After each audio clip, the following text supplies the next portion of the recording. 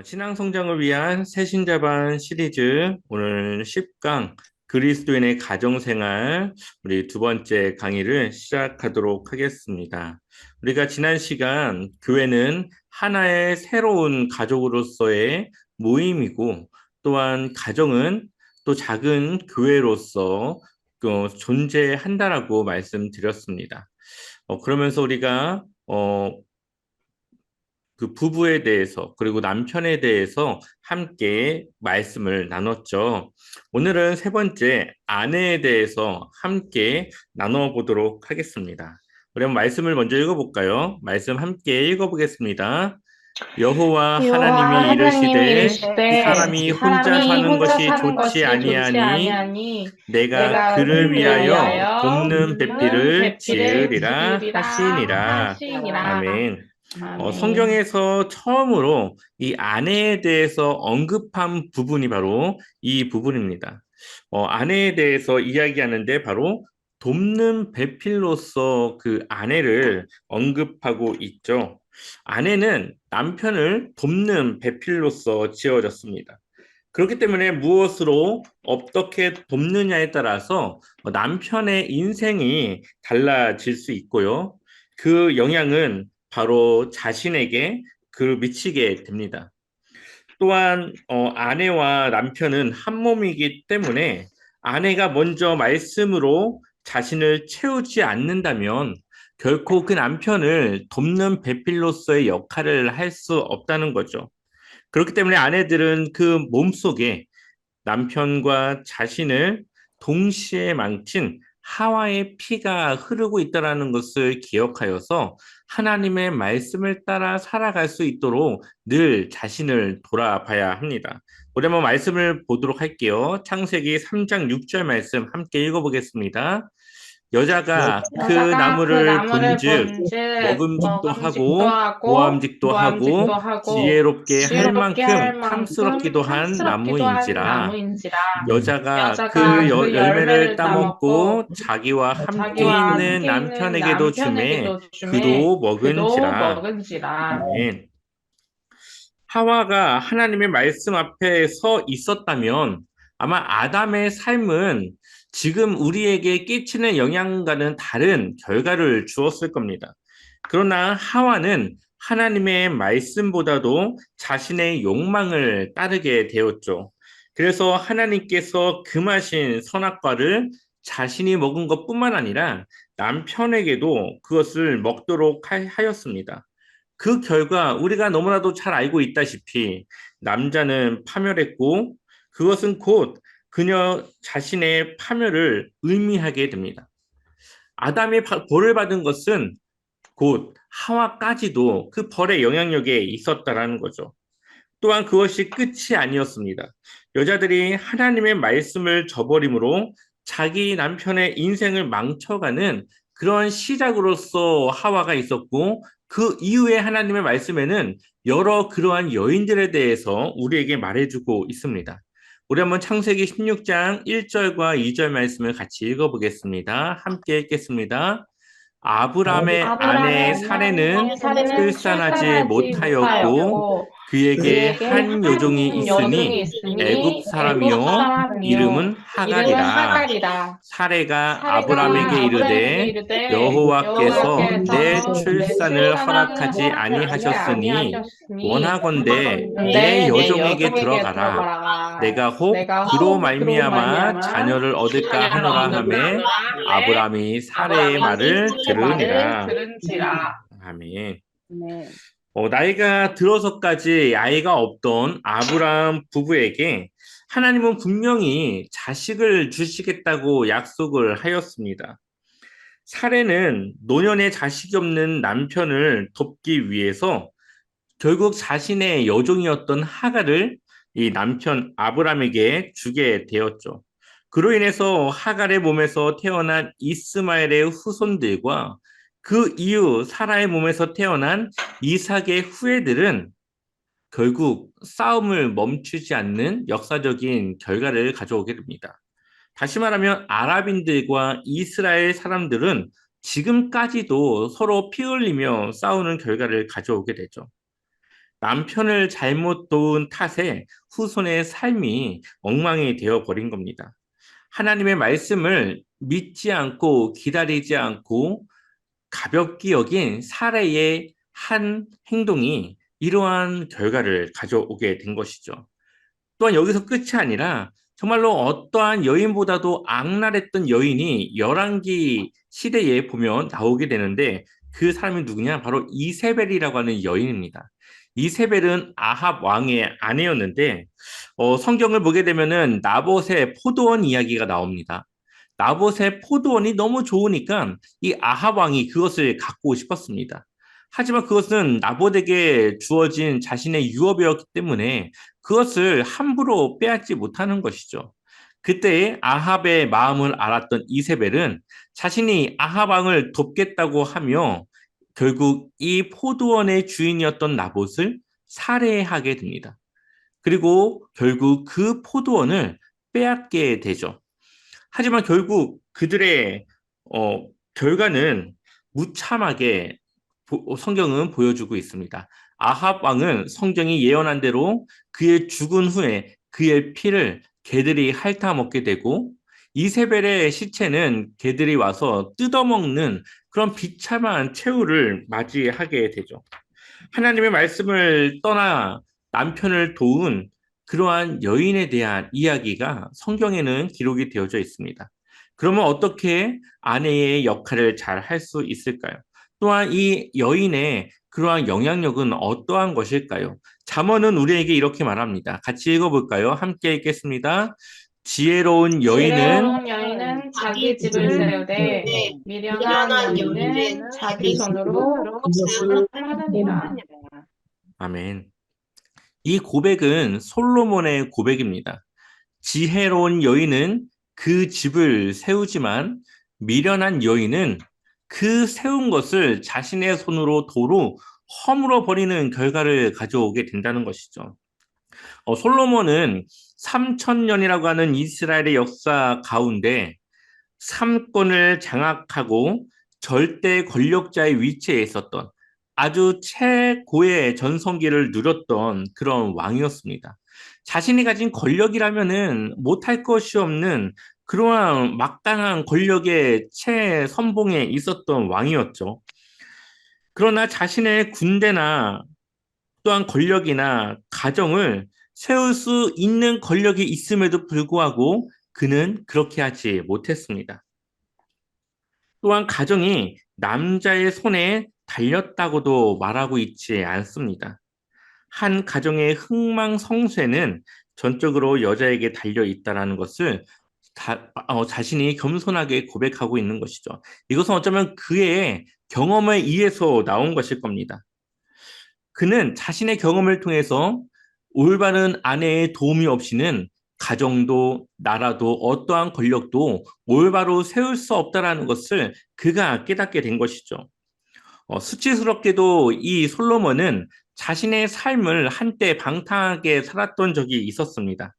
성경에 의하면은 첩은 1,000명에 달했고 그 1,000명의 여인들 중에서는 이웃의 공주들도 있었고 절세 미인도 있었고 지성을 갖춘 아마 능력 있는 여인도 있었을 겁니다.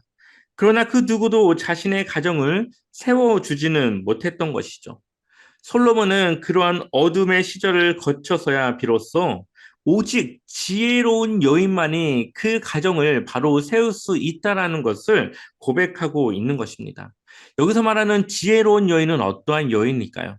바로 하나님의 말씀을 아는 자, 하나님의 말씀을 따라 순종하는, 그리고 하나님의 말씀을 경외, 두려워할 줄 아는 그러한 마음을 가진 여인을 말하고 있는 것입니다.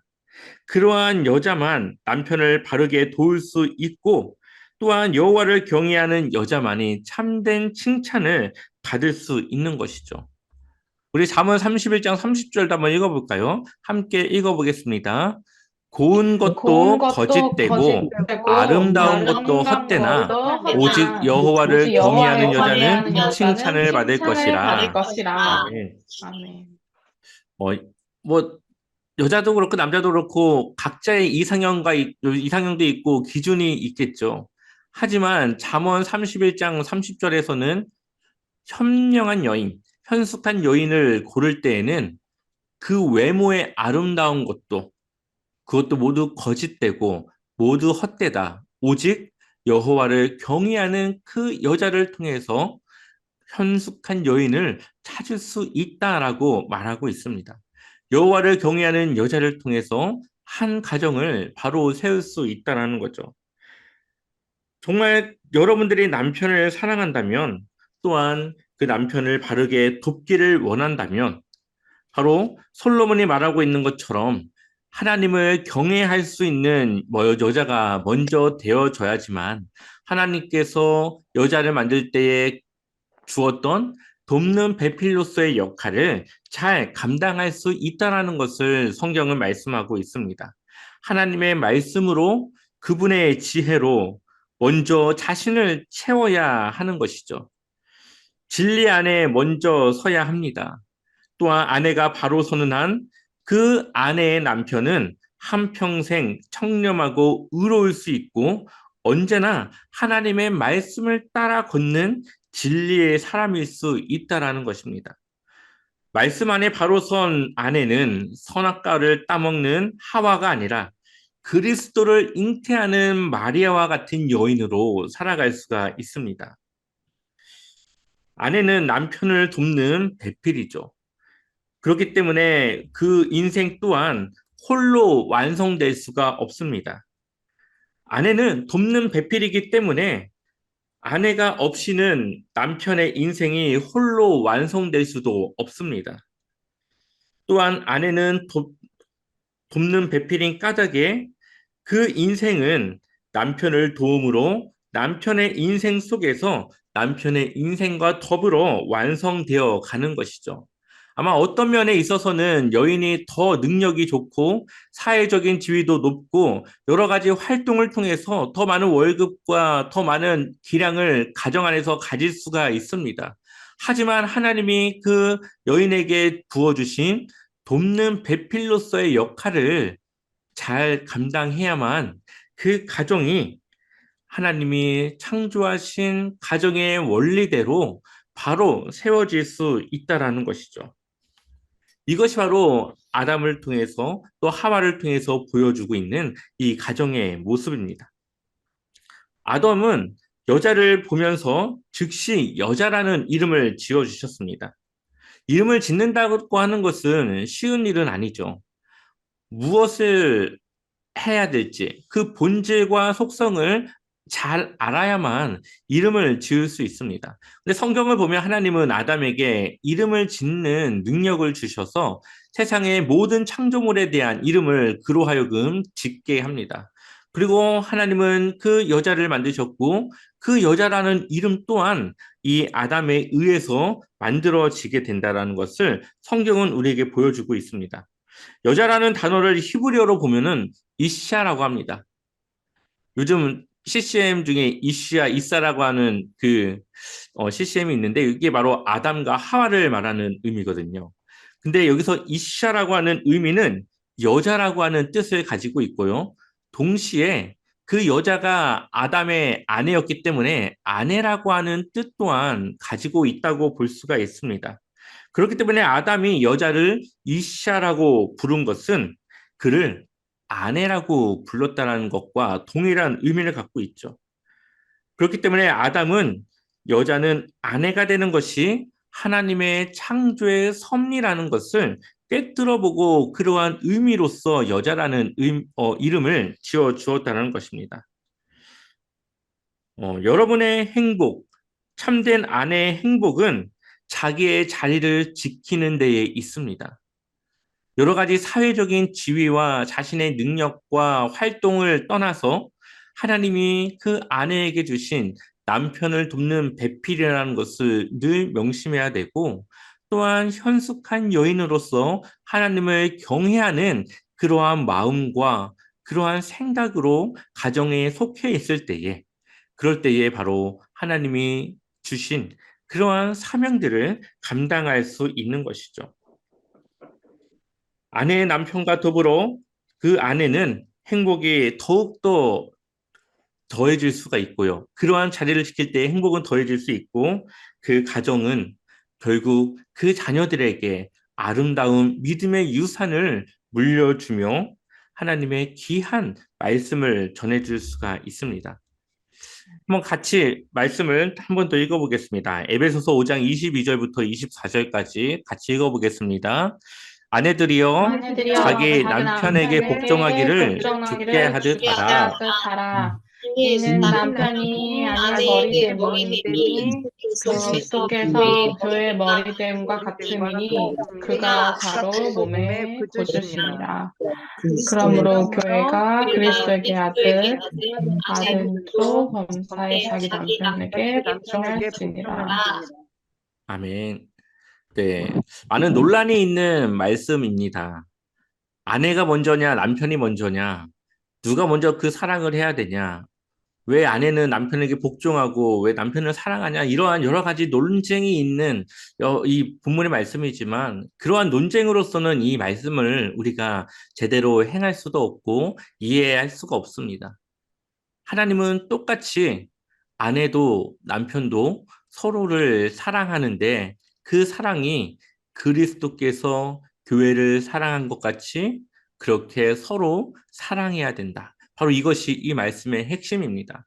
가정 안에서 남편과 아내, 그 두 사람 모두가 서로에게 사랑으로 대할 때에 가정은 바로 서고 하나님이 원하셨던 하나님의 가정을 우리는 세워나갈 수가 있는 것이죠. 이렇게 여러분의 가정이 또 앞으로 세워질 여러분의 가정이 이렇게 온전히 주님의 말씀 안에서 세워지길 소망합니다. 네 번째로는 부모입니다. 하나님께서는 자녀를 먼저 만든 것이 아니라 부모를 먼저 만드셨죠. 많은 논쟁 가운데 하나가 닭이 먼저냐, 달걀이 먼저냐라고 하지만 성경적으로 볼 때는 달걀보다는 닭이 먼저라고 볼 수가 있습니다. 부모가 먼저 창조되었기 때문에 부모에 대한 효도보다는 부모로서 줘야 할 자식에 대한 사랑이 먼저였다라는 것을 우리는 기억해야 합니다. 자녀에게 먼저 효도를 요구하기보다는 부모로서 줘야 될 그 사랑을 먼저 주는 것이 하나님의 원리라는 것이죠. 또한 자녀는 자신이 받은 그 사랑의 보답으로 말하지 않아도 효도로서 그것을 돌려주게 될 것입니다. 그렇기 때문에 우리는 자식의 효도를 강조할 것이 아니라 자식에 대한 부모의 사랑을 늘 살피고 점검해야 되는 것입니다.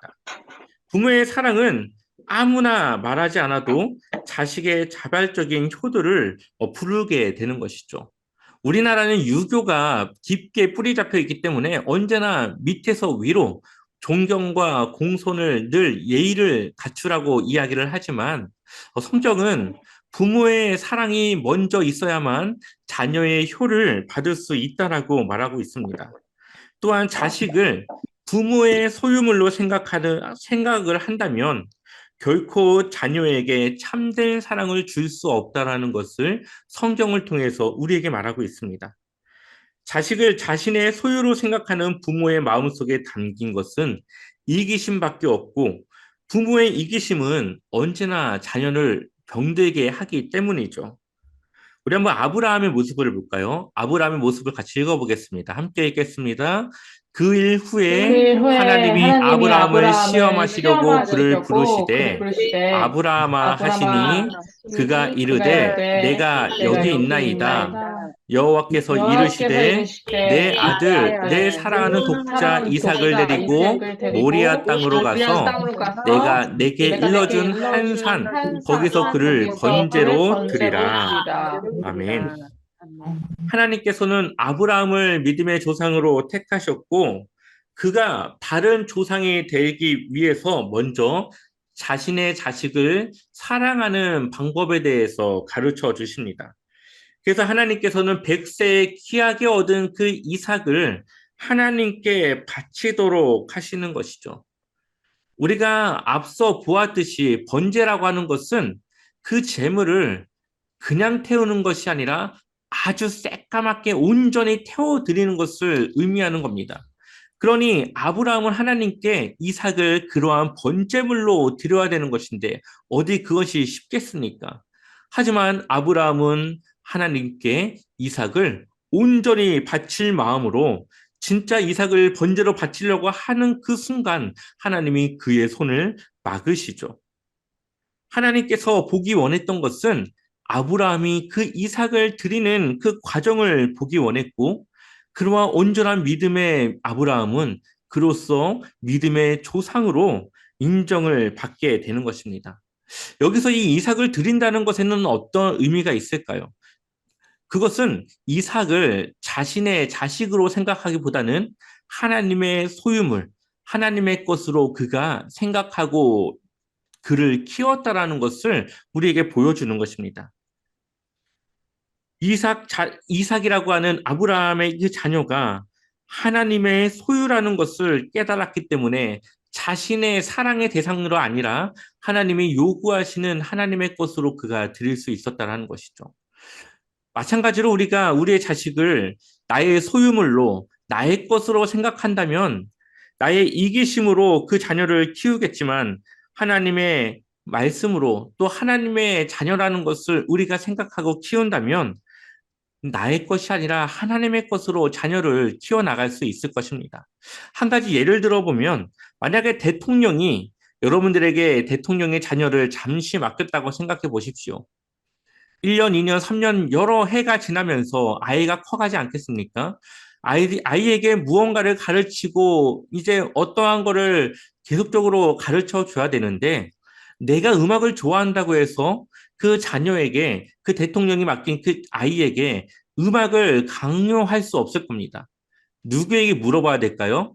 대통령에게 물어봐서 어떠한 것을 원하는지를 묻고 그 자녀를 키워야 되는 것이죠. 하물며 우리에게 주신 우리의 자녀는 하나님의 것이라는 거죠. 대통령과는 비교도 할 수 없는 하나님의 것인데 우리가 어찌 우리의 마음과 우리의 생각과 우리의 이기심으로 마치 내 거인 양 그 자녀를 키울 수가 있겠습니까? 하나님의 말씀으로 또한 하나님의 것으로 우리가 그 자녀를 키워나가는 것이 우리가 그 자녀를 사랑하는 것이고 하나님이 우리에게 원하시는 자녀를 양육하는 방법이라는 것을 우리는 알 수가 있습니다. 그러니 우리는 자녀에 대해서 끊임없이 기도하며 하나님께 묻고 하나님께서 무엇을 원하시는지, 이 자녀를 통해서 무엇을 하길 원하시는지를 계속적으로 물으면서 그 자녀를 키워나가고 양육해야 되는 것이죠. 우리의 눈에는 볼 수 있는 또한 우리를 통해서 자녀가 그의 눈으로 볼 수 있는 하나님의 사랑이 그 부모에게 있어야 되고요. 또한 하나님의 정의가 부모를 통해서 보여줘야 되고 또한 하나님 아버지가 어떠한 분이신지를 우리를 통해서 보여줘야 된다는 것입니다. 그것은 인간의 사랑으로서가 아니라 하나님의 말씀과 사랑으로 키울 때에 자녀는 그의 부모를 통해서 하나님이 어떠한 분이신가를 깨닫고 알 수 있는 것이죠. 바로 이러한 사랑이 하나님이 우리에게 원하시는 부모의 참된 사랑이라는 것입니다. 우리 한번 골로새서 3장 21절의 말씀을 같이 읽어보겠습니다. 함께 읽겠습니다. 아비들아 아비들아, 너희 너희 자녀를 노엽게 자녀를 하지 노엽게 하지 말지니 말지니 낙심할까 낙심할까 함이라. 함이라. 하나님께서는 부모에게 그 자녀를 노엽게 하지 말라고 명령하고 있습니다. 부모는 부모의 자식이 아직 어려서 표현은 못하지만 마음속으로는 언제 그 부모에 대해서 경노하고 있는지 알고 있습니까? 자녀가 하나님의 자녀로서가 아니라 바로 우리의 욕망을 쫓아 우리의 마음에 드는 그러한 자녀로 키우려고 할 때에 그래서 일방적으로 그 부모의 생각만을 강요하고 주입시키려 할 때에 그때의 자녀는 경노하게 된다는 것이죠. 이 경로가 처음에는 겉으로 드러나지 않을 수도 있습니다. 자녀의 마음속에 그것이 조금 조금 차츰 쌓여 나가다가 어느 순간 그것이 겉으로 터져 나오게 되고 결국 도덕적으로 무례하거나 아니면 반발심과 여러 좋지 못한 모습들로 나타나게 됩니다. 그렇기 때문에 우리는 부모는 자녀를 주님의 교양과 훈계, 곧 주님의 말씀으로 양육해야 되는 것이죠. 부모의 말로서가 아니라 부모의 생각으로가 아니라 하나님의 말씀으로 양육해 나가야 된다는 것입니다. 에베소서 6장 4절을 보게 되면 또 아비들아 너희 자녀를 노엽게 하지 말고 오직 주의 훈계와 교훈과 훈계로 양육하라라고 말씀하고 있습니다. 자녀를 노엽게 하지 않는 것은 주님의 말씀과 주님의 그 교훈으로 양육해야 된다라는 것이죠. 부모가 하는 자녀에 대해서 부모가 하는 일들을 우리가 아무리 미화한다고 해도 부모 자신의 생각으로 자녀를 훈계하는 것은 결국은 이기심의 소산물일 뿐입니다. 그것은 도리어 자녀를 병들게 하거나 하나님의 말씀과 멀어지게 하는 경우도 있습니다. 그래서 이대철 목사님은 이 책, 새신자반 책에서 이러한 내용을 담고 있습니다. 우리 한번 같이 읽어볼까요? 함께 읽어보겠습니다. 그대가 자녀를 내가 위하여 자녀를 해야 할 위하여 해야 할 것은 것은 결코 결코 자녀의 전 자녀의 인생을 책임지는 것이 책임지는 아니다. 것이 아니다. 이 이 세상에 더 세상에 오래 더 오래 살아있을 살아있을 사람은 사람은 그대가 그대가 아닌 아닌 그대 그대 자녀임이 자녀임이 분명하므로 분명하므로 그대가 그대가 자녀의 전 자녀의 전 인생을 인생을 책임지려 해도 책임지려 해도 그것은 그것은 불가능하다. 불가능하다. 단지 단지 그대는 그때는 자녀의 인생 자녀의 중 인생 한 중 부분을 한 자녀와 부분을 함께 자녀와 함께 살아가는 살아가는 것이다. 것이다. 그 기간 그 중 기간 중 그대가 해야 그대가 할 해야 할 것은 것은 자식으로 자식으로 하여금 하여금 세상을 바르게 세상을 바르게 인식하는 바른 인식하는 눈과 바른 눈과 바른 길을 바른 길을 가르려고 하는 바른 가르려는 마음을 바른 갖게 하는 마음을 갖게 하는 것이다. 것이다. 이것이 이것이 그대의 그대의 사명이다. 사명이다. 나머지는 나머지는 하나님께서 하나님께서 책임지신다. 책임지신다. 그대에게 그대의 그에게 세계가 그대의 있듯이 세계가 있듯이 자녀들에게는 하나님께서 자녀들에게 주신 하나님께서 그들의 주신 세계가 그들의 따로 있다. 세계가 따로 있다. 이것이 그대가 이것이 그대가 말씀과 말씀과 함께하는 함께하는 진실한 진실한 그리스도인이 되어야 그리스도인이 하는 되어야 하는 까닭이다. 까닭이다. 아멘. 주님의 말씀만이 자녀에게 바른 눈을 열어주고 바른 마음을 일구어 줄 수가 있는 것이죠. 여러분의 자녀가 지금은 말씀의 의미를 깨닫지 못한다 하더라도 우리가 지속적인 말씀으로 그 자녀들을 양육하고 길러 나갈 때에 결국은 그 인생의 그 말씀이 그 아이들을 이끌어 나갈 수 있고 그리스도의 눈과 마음을 갖게 할 수 있다라는 것입니다. 부모로서 진리를 쫓는 삶의 족적을 남긴 참된 그리스도인이 되는 것보다 자녀를 사랑하는 더 큰 방법은 없다라는 것입니다. 말씀의 족적을 남기는 진실한 그리스도인을 부모로 둔 우리의 자녀는 그의 인생을 행복하다 말할 수 있습니다. 신명기 6장 4절부터 9절까지를 보게 되면은 쉐마 이스라엘이라고 하는 그러한 말씀이 있습니다. 쉐마 이스라엘은 이스라엘아 들으라라고 하는 의미인데 바로 이스라엘 백성들이 늘 기억해야 되는 말씀이죠. 4절부터 6절까지를 보게 되면은 이스라엘아 들으라 우리 하나님 여호와는 오직 유일한 여호와이시니 너는 마음을 다하고 뜻을 다하고 힘을 다하여 내 하나님 여호와를 사랑하라. 오늘 내가 내게 명하는 이 말씀을 너는 마음에 새기고 아멘. 이 말씀을 어디에 새겨요? 마음에요. 마음에 새긴 말씀은 죽어서까지도 그것을 잊지 않습니다. 우리가 말씀을 새겨야 될 것은 우리의 머리가 아니라 우리의 마음이라는 거죠.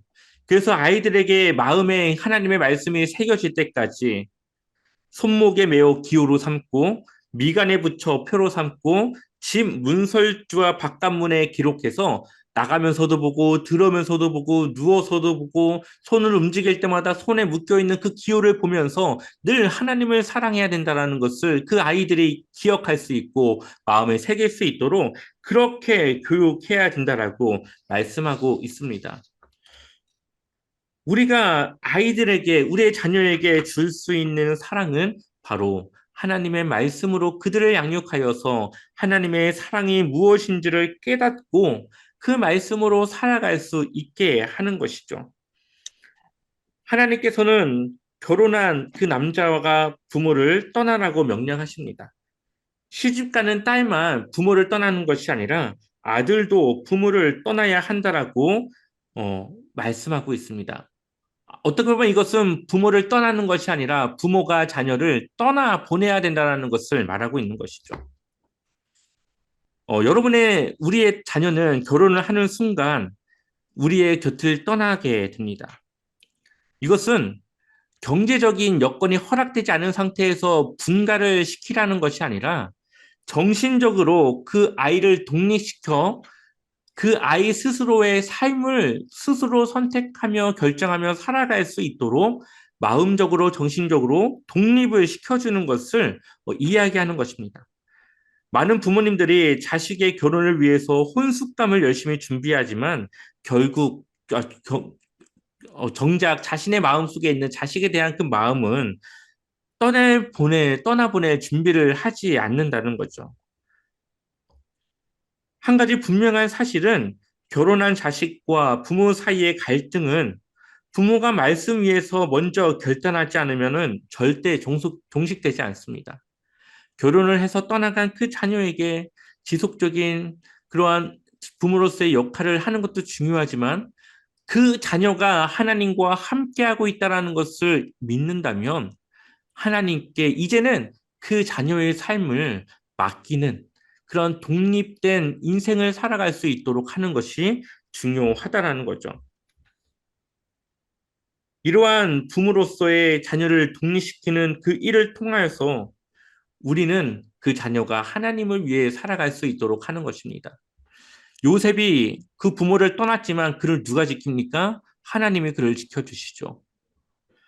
또한 이삭을 하나님께 드리는 그 아브라함은 이미 하나님께 모든 것을 드릴 준비가 되어 있었다라는 것을 우리에게 보여주고 있습니다. 아브라함은 이삭이 결혼한 이후에 그의 삶에 전혀 개입하지 않고 그에 대해서 한 번도 언급하지 않는 하나님의 말씀을 볼 수가 있습니다. 좋은 부모가 좋은 자식을 만드는 것이고 믿음의 부모가 믿음의 자식을 가꾸어 나가는 것입니다. 말씀의 부모가 말씀의 자식을 가능케 하고 또 우리는 결혼한 자녀에 대해서 그 자녀가 독립하는 데에 걸림돌이 되는 부모가 되어서는 안 된다라는 거죠. 그렇기 때문에 우리는 늘 하나님의 편에서 살아갈 수 있는 자녀로 살아갈 수 있도록 언제든지 그 자녀를 독립시켜 나갈 수 있는 마음과 정신적인 준비가 되어져 있어야 되고 이것은 하나님을 온전히 믿을 때에 하나님께서 그 자녀의 인생과 함께 한다는 것을 우리가 믿을 때에 가능하다는 것을 늘 기억하셨으면 좋겠습니다. 우리 한번 마지막으로 말씀만 읽고 마치도록 하겠습니다. 마태복음 10장 6절부터 8절 전반절까지 함께 읽겠습니다. 창조 때로부터 사람을 남자와 여자로 지으셨으니 이러므로 사람이 그 부모를 떠나서 그 둘이 한 몸이 될지니라. 아멘. 좋은 부모로서 자녀를 옳은 길로 이끌어 나가기 위해서는 하나님의 말씀을 가르치고 그 말씀으로 양육하여서 하나님을 위해 살아갈 수 있는 결국에는 자녀를 독립시켜 내보낼 수 있는 그러한 과정들까지도 있어야 된다는 것을 기억하셔서 좋은 부모 또 좋은 하나님의 귀한 부부의 또 가정을 세워나가셨으면 좋겠습니다. 기도하겠습니다.